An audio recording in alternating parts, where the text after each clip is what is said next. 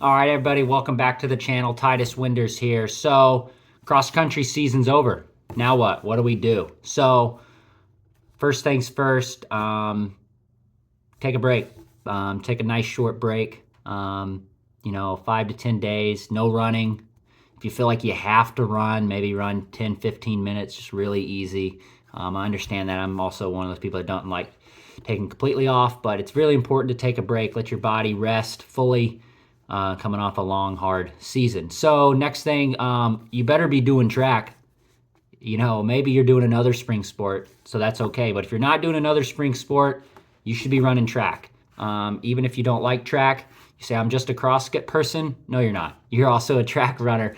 But it'll really come in handy for your next year of cross country, to run track. It really helps. But so what do we do now? You take the break, short break after the season. Then what? What do you do? So, I mean, the big thing is, obviously, I'm stating the obvious here, I feel like, but make sure you're running over the winter. Um, you know, it's really important. You got a few months here, and if you don't run at all, it's going to be really hard to have a good track season, whatever that means for you. You're not going to run what you want to run in track if you're not running over the winter. So that's this off season makes the season going to make track. It's going to make or break it, really. So, but just kind of some advice. I think a lot of people understand that I got to run over the break. But kind of what does that look like?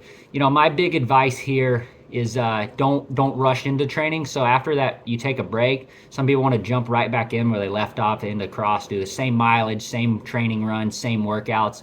Don't worry about any of that. Just focus on running consistently every day, and you're just slowly building mileage. It's very similar to the summer build before cross country. A lot of people are familiar with that, and they talk about, putting in those summer miles, just building the base. This is the same thing. It's just a build period, a base period.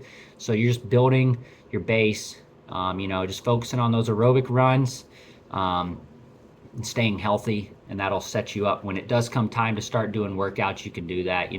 I wouldn't worry about doing workouts for a little bit, maybe even a month. Kind of depends. Listen to your coach, listen to whoever is writing the training plan, obviously. So, but my big advice, I wouldn't worry about doing too many workouts yet.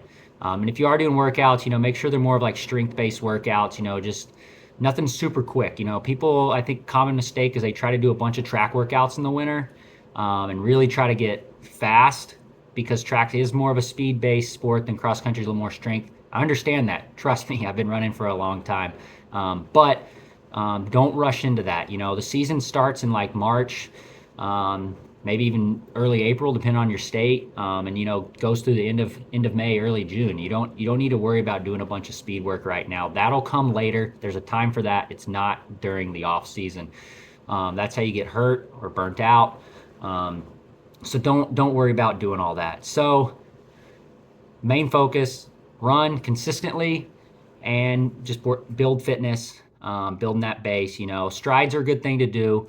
If you're not doing some of the little stuff, properly warming up beforehand, properly stretching afterwards, not doing your core, stuff like that, start now. Build those habits now, and get a nice several months of doing those things leading up to the track season. It's going to make a big difference. And another thing on top of starting now, if you took a few weeks off and then started going, maybe not run until January 1, it wouldn't be the end of the world. You get all January, all February, all March before you're kind of racing. You can still run good, but the tough thing is about that is the weather's getting worse, like by the week, because of the winter.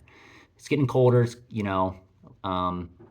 going to start snowing, if it hadn't already, depending on where you're at. Start now, because you can kind of slowly get used to that temperature drop.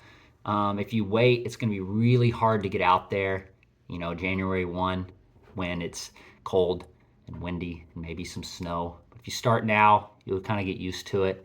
And obviously I've said this before on the channel. Other people have had on the channel have said stuff like this. Run with people.